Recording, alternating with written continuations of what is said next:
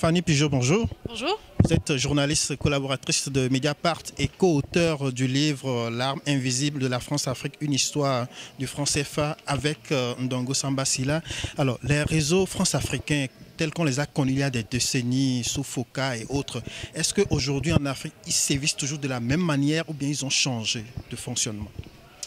La France-Afrique, comme on l'appelle, existe toujours. Les réseaux évoluent au fil des décennies. Les personnages qui en sont les acteurs aussi, puisque ce sont des hommes à la fois politiques, mais aussi des entreprises privées.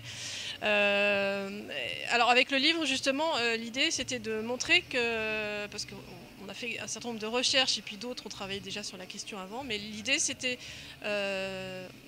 de montrer qu'effectivement le franc CFA est quasiment l'armature, le socle sur lequel repose la France-Afrique. C'est-à-dire que s'il n'y avait pas ce franc CFA, il n'y aurait sans doute plus de France-Afrique. Alors, aujourd'hui, si les États africains décident de sortir de la zone franc, est-ce qu'ils peuvent subir la répression qu'avait subie la Guinée à l'époque? Alors le contexte a changé, mais il est évident que ça reste un sujet très délicat. On l'a vu récemment, je ne sais pas si vous avez suivi, mais il y a quelques mois, un des directeurs de la francophonie, de l'Organisation internationale de la francophonie, qui s'appelle Kako Nubukpo, qui est économiste, s'est exprimé à plusieurs reprises sur la question du franc CFA et il a fini par se faire licencier, limoger. Pour cette raison-là. C'était même pas pour la première fois le concernant.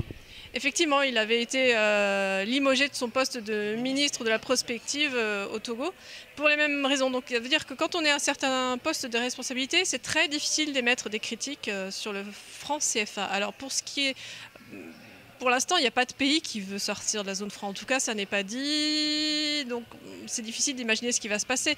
Mais ce qui est sûr, c'est que le système est de moins en moins tenable. La France, qui aujourd'hui tient les rênes, puisqu'elle a toujours un pouvoir de contrôle important, que c'est toujours le Trésor français qui gère tout ça.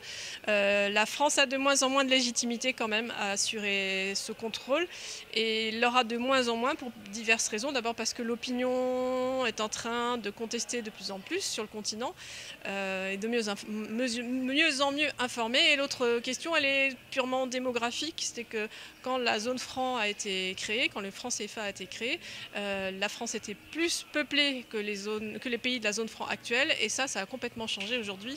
Et du coup, la France va avoir quand même du mal à justifier le fait qu'elle, petit pays, domine plusieurs pays qui sont beaucoup plus peuplés qu'elle.